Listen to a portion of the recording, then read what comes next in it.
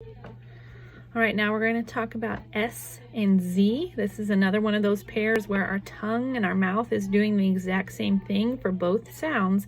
The only difference is that we turn our voice on for Z. So for S and Z, I say, remember how we put our tongue up for T, D?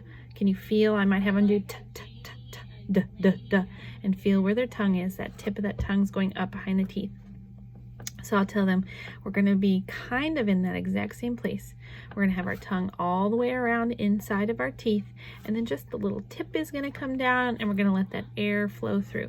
So again, that's where I would probably use my hand like this as a model, you know, instead of my teeth, which you don't have.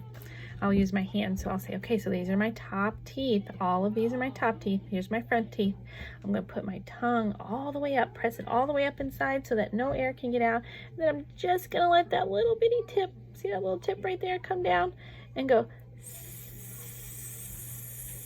Let that air flow out.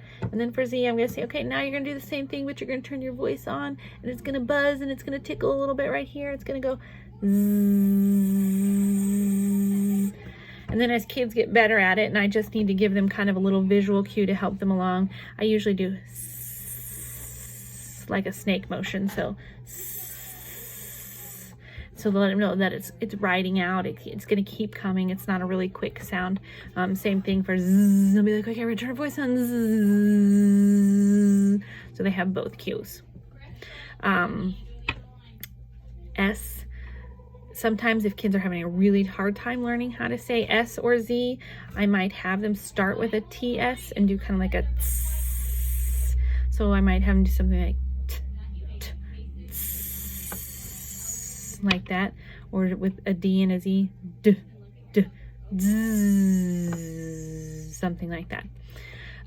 Most of the kids, I think right now, are beyond that point. They're pretty much doing them in words, but if you've got a kiddo that you want to try to see how they're doing with S and Z and they're having a little bit of trouble, you might try that technique. And that should hopefully get you going. All right, let me know if you have any questions.